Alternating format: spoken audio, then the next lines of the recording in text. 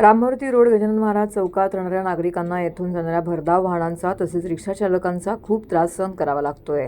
सद्यस्थितीमध्ये गजानन महाराज चौकात एकही स्पीड ब्रेकर नाही किंवा एकही वाहतूक पोलीस निरीक्षक तिथे उभे राहत नाहीत। चौक असूनही तिथे सिग्नल यंत्रणा नाही, त्यामुळे सर्वसामान्य नागरिक किंवा ज्येष्ठ नागरिक यांना रस्ता क्रॉस करणं हे शक्य होत नाही।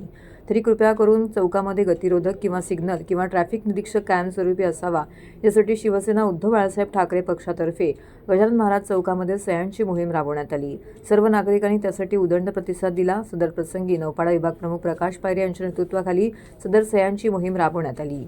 या कार्यक्रमाच्या प्रसंगी ठाणे उपशहर प्रमुख वसंत गवाळे, शाखा प्रमुख अमित जोशी, स्वप्नील नेवरेकर, संदीप सचिन चांदगुडे, सतीश राऊत, प्रवीण उत्तेकर, उपशाखा प्रमुख सुनील सोंडकर, नौपाडा विभाग समन्वयिका अक्षता पांचाळ, नौपाडा विभाग संघटिका रुपाली लोहोटे, अहिरे मॅडम, संघटिका हुमणे, स्वरांगी नेवरेकर, पूजा पायरे, राहुल दळवी, शाखा अधिकारी, उपशाखा प्रमुख कृष्णा गुप्ता, सुनील सोंडकर, सचिन उत्तेकर, संदीप जांभरे, राजेश पवार, सर्व पदाधिकारी, कार्यकर्ते, शिवसैनिक यावेळी मोठ्या संख्येने उपस्थित होते। समस्या गजानन महाराज चौकातील।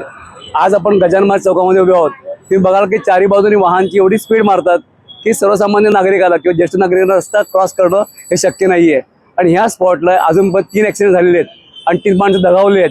अजूनही प्रशासन किती लोकांचा बळी घेणार आहे याची का वाट बघतं लोकांच्या बळी जाण्याची, हे आम्ही बघतोय। आमची एवढीच मागणी आहे की तुम्ही एखादा स्पीड ब्रेकर टाका, की एखादा हवालदार उभा करा किंवा सिग्नल लावा, जेणेकरून लोकांकडे चालता येईल व्यवस्थित आणि क्रॉस करता रस्ता आहे। आमच्याकडे असंख्य लोकांनी सह्यावून केलं आणि सांगितलं की ती स्पीड ब्रेकर असणं गरजेचं आहे, इथे सिग्नल असणं गरजेचं आहे किंवा एखादा हवालदार उभा करा, याची गरज लोकांना आहे। पण लोकांची विनंती आहे प्रशासनाला की हात जोडून विनंती आहे, तुम्ही याच्या ठिकाणी लवकरात लवकर करा, नाहीतर पुढच्या 15-20 दिवसानंतर आम्ही सगळे नागरिक रस्त्यावरती उतरणार आहोत आणि ट्रॅफिक जाम करणार येते, रस्ते लोक आंदोलन करणार आहोत आम्ही।